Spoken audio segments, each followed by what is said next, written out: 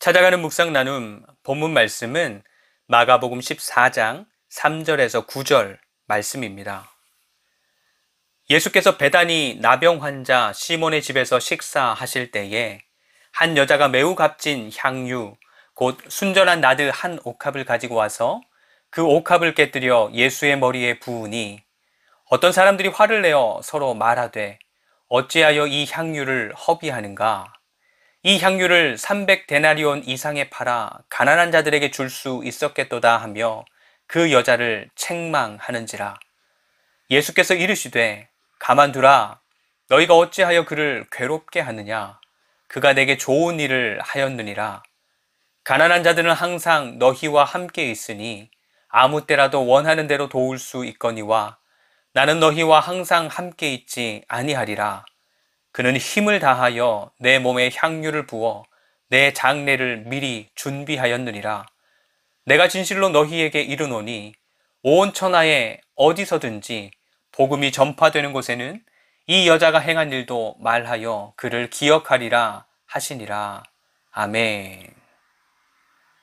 같은 것을 보고 같은 것을 듣고 경험하더라도 그 사람이 어떤 가치와 기준을 가졌느냐에 따라서 그 사람이 보고 듣고 경험하는 그 일의 무게는 다르게 다가옵니다. 베다니 나병 환자 시몬의 집에 들어가신 예수님과 예수님의 제자들, 그리고 그곳에 모인 많은 사람들은 순전한 나드 한 옥합을 가져온 여인을 마주하게 됩니다. 보통의 사람이라면 한 번에 마련할 수 없는 그런 순전한 나드 한 옥합이었기에 아주 값진 물건이었죠. 그런데 그 옥합을 들고 온 여인이 옥합을 열어서 예수님의 머리에 붓는 일이 벌어지자 갑론을박에 많은 생각들이 오갑니다. 어떤 사람은 화를 내고 어떤 사람은 여인이 비싼 물건을 허비한다 라고 그렇게 말을 하고 어떤 사람은 저것을 팔아서 가난한 사람들에게 나누어 주면 얼마나 좋은 일이 될 텐데 라고 하면서 아쉬워하고 또 어떤 사람은 아깝다 하고 하지만 그 옥합을 열어 예수님의 머리에 부은 여인은 그 귀한 것을 부어서 고마움과 사랑을 예수님께 표현하고 있었고 예수님은 그 여인의 행동을 예수님의 장례를 위한 예언적 메시지로 해석하고 받아들이고 있는 것입니다.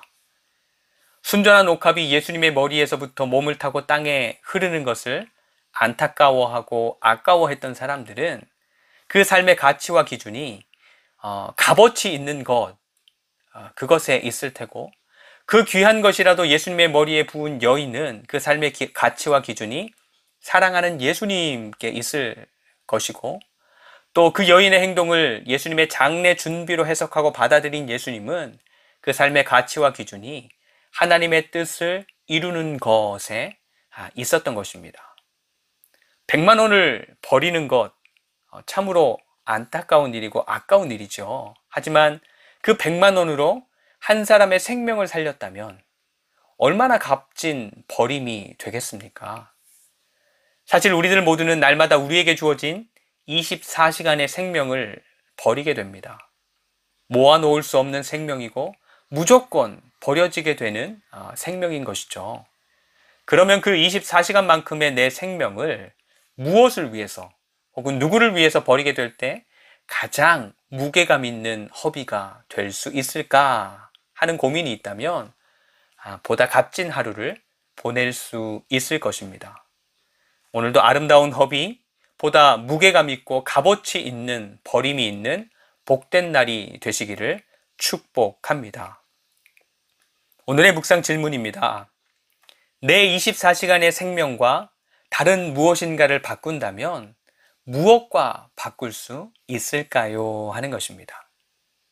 함께 기도합니다. 첫 번째, 영원을 사모하는 마음과 그날의 삶을 준비하는 날마다의 삶이 되게 하옵소서.